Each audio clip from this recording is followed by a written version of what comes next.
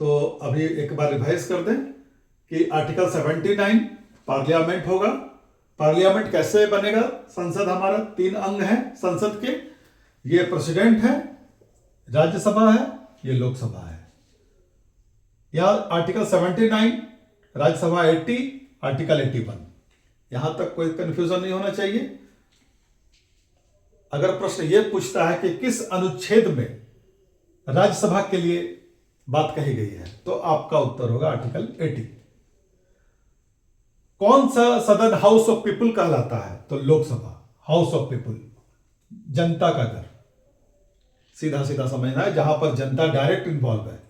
जनता यहां पे डायरेक्ट जो है अपना प्रतिनिधित्व का चुनाव करती है, इलेक्शन होता है, जनरल इलेक्शंस होता है, और वे लोग चुन करके लोकसभा में बैठते हैं। फिर आगे बताएंगे आगे लोग क्या करते हैं। उसके बाद ये अधिकतम सीमा हो गई। अधिकतम अगर पूछता है तो 550, वर्तमान पूछता है तो 543, 543, राज्यों से 524, केंद्र शासित प्रदेश से 19। इनका कार्यकाल 5 वर्ष का है, इनका कार्यकाल 6 वर्षों का होता है। दोस्तों, विद्यार्थियों, मैं बता दूं कि राज्यसभा एक अस्थाई सदन है। यह बहुत ही इंपॉर्टेंट क्वेश्चन मैं आपको बताने जा रहा हूं कि राज्यसभा अस्थाई सदन है, मतलब परमानेंट। इसका विघटन नहीं होता है, this can not be dissolve. इसका विघटन नहीं हो सकता है, इसको बंद नहीं किया जा सकता है, कभी खत्म नहीं हो सकता है। लेकिन लोकसभा क्या है? अस्थाई है। 5 वर्षों का कार्यकाल है, लेकिन कभी होता है अविश्वास प्रस्ताव आ गया और गवर्नमेंट फेल कर गई, राष्ट्रपति शासन लागू हो गया। ऐसा बहुत सी परिस्थिति है जहां पे लोकसभा समय से पहले विघटन हो जाता है और फिर राष्ट्रपति कहते हैं कि फ्रेश आम चुनाव होगा, फिर से जनता से वोट मांगा जाता है, लोग प्रचार प्रसार करते हैं। तो आप ये समझ लीजिए, ये क्लियर हो गया। अब मैं आपको आगे बता दूं।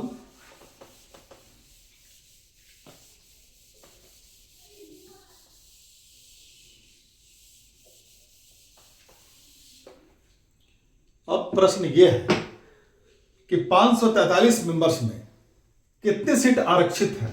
लोकसभा के 543 मेंबर में आरक्षित सीटों की संख्या क्या है? यह प्रश्न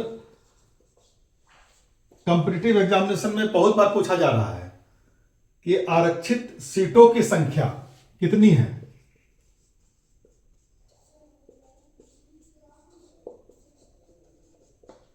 तो आपको तुरंत इसका उत्तर बताना होगा कि आरक्षित सीटों की संख्या 131 है, 131 है।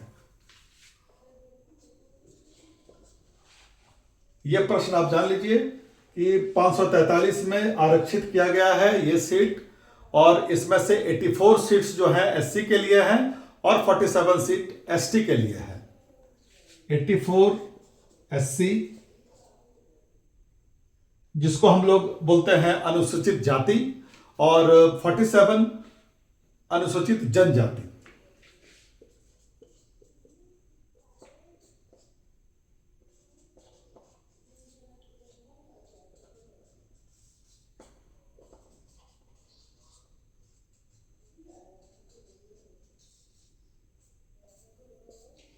ये इंपॉर्टेंट क्वेश्चन है, इसको आप नोट कर लीजिए कि आरक्षित सीटों की संख्या 131 है लोकसभा में, जिसमें से 84 जो है वो एससी के लिए है सुरक्षित, और 47 जो है वो एसटी के लिए है। अब आता है बात कि यहां पे जब ये अस्थाई सदन है तो क्या इसके लोग बदलेंगे? समय पर बदलेंगे, एक ही आदमी तो हमेशा नहीं रहेगा जीवन भर। तो यहां पर एक साइकिल है, एक चक्र है कि हर 2 वर्ष में, एवरी 2 ईयर्स, हर 2 वर्षों में 1/3 सदस्य, 1/3 जिसको बोलते हैं, वो क्या होते हैं? वो रिटायर होते हैं। यह प्रश्न है कि राज्यसभा में कितने वर्षों में 1/3 सदस्य रिटायर होते हैं? तो आपका उत्तर होगा कि हर 2 वर्षों में राज्यसभा में 1/3 1/3 सदस्य इसके रिटायर होते हैं और ये चक्र हमेशा चलता रहता है। ये इसलिए राज्यसभा को अस्थाई बोला जाता है, स्टैंडिंग बोला जाता है। ये कभी विघटन नहीं होता है, ये परमानेंट है, फिक्स्ड है। लेकिन जहां पर लोकसभा की बात होती है तो वहां पे लोकसभा का कार्यकाल 5 वर्षों का है। बच्चों, आप इसको अच्छा से याद कर लो भाई, छोटे बच्चे जो हैं क्लास 6 से 10 वाले, आप ये बहुत ही इंपॉर्टेंट क्वेश्चन है आप लोगों के लिए। और इसके बाद मैं आपको ये बता दूं कि यहाँ पे लोकसभा का काम क्या होता है। तो लोकसभा, आपको मैंने बताया कि लोकसभा धन विधेयक प्रस्तुत करता है। यहां धन विधेयक से सारा काम होता है। मनी बिल, जिसको हम लोग मनी बिल भी बोलते हैं। आर्टिकल 110, आपको याद होगा कि आर्टिकल 110 धन विधेयक यहां पर लाएंगे लोकसभा के लोग, ये काम करेंगे। और अब क्या होगा इसके बाद, यहां पे ये 14 दिन तक रखेंगे। साइन किए तो ठीक है, नहीं साइन किए तो भी ये पास माना जाता है मनी बिल को। और राज्यसभा को इसमें बहुत ज़्यादा शक्ति प्राप्त नहीं है, इसलिए यहाँ पे राज्यसभा का जो काम है वो कम है, लोकसभा का काम ज़्यादा है। लेकिन दोनों सदनों का काम है कानून बनाने का काम। तो आप यहाँ पे आप देखिए, इसके बाद यहाँ एक प्रश्न आता है कि लोकसभा का जब इमरजेंसी हो जाता है तो कार्यकाल यहाँ पे 1 साल तक एक बार में बढ़ाया जाता है। इमरजेंसी पीरियड अगर कुछ होता है तो 5 वर्षों से बढ़ाकर इसको 6 वर्ष तक हम कर सकते हैं लोकसभा। दूसरा विशेषता यह है कि राज्यसभा के लिए जो मेंबर आएंगे उनका आयु यहां पे 30 वर्ष होगा। यहां पे इनका आयु 30 वर्ष होगा।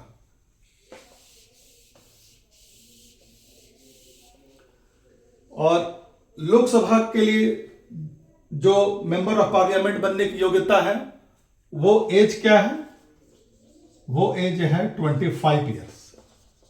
ये भी प्रश्न हमेशा पूछता है कि राज्यसभा में न्यूनतम आयु क्या है और लोकसभा के लिए न्यूनतम आयु क्या है।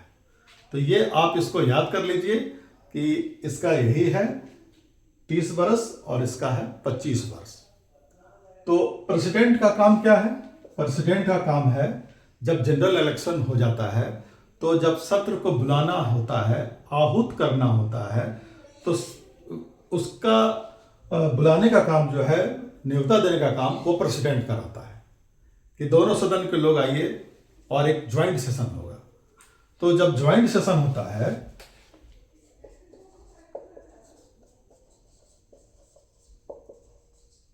तो ज्वाइंट सेशन की अध्यक्षता कौन करेंगे? प्रेसिडेंट करेंगे? नहीं, लोकसभा के अध्यक्ष करते हैं, स्पीकर ऑफ लोकसभा।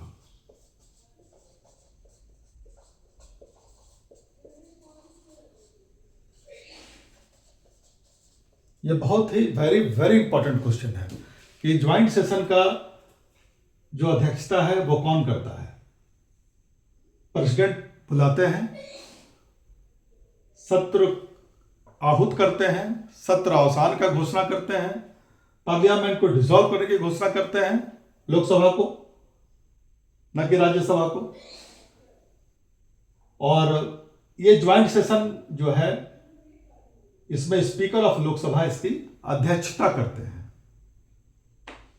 तो आप, ये हमारा भारत का संविधान है और अब आप इसको बहुत अच्छी तरह से समझ रहे हैं, ये पार्लियामेंट को। और ये पार्लियामेंट जो हमारा जो प्रथा है ये कहाँ से लिया गया है, किस संविधान से लिया गया है? तो ये ब्रिटेन से लिया गया था। आपको तो पता है कि हमारा संविधान के प्रमुख स्रोत कहाँ कहाँ से क्या क्या चीज लिया गया था। तो ये पार्लियामेंट, संसद ब्रिटेन से लिया गया है। इस तरह से आप जो है बहुत सारे क्वेश्चंस का आंसर आप दे सकते हैं, ये आप देख लीजिए। और 104 अमेंडमेंट के तहत जो है एंग्लो इंडियन जो 2 मनोनीत होते थे उनको हटा दिया गया है। यह भी बहुत इंपॉर्टेंट क्वेश्चन है। एक 104 अमेंडमेंट 2019। और लोकसभा जो यहाँ पे सत्र होता है, तो यहाँ पे 3 सत्र होता है, पार्लियामेंट का 3 सत्र होता है, 1, 2, 3। तो अब आप पूछेंगे कि ये 3 सत्र कौन कौन से हैं। तो ये एक होता है बजट सत्र, जिसमें बजट पेश किया जाता है। एक होता है मानसून सत्र, और तीसरा होता है शीतकालीन सत्र।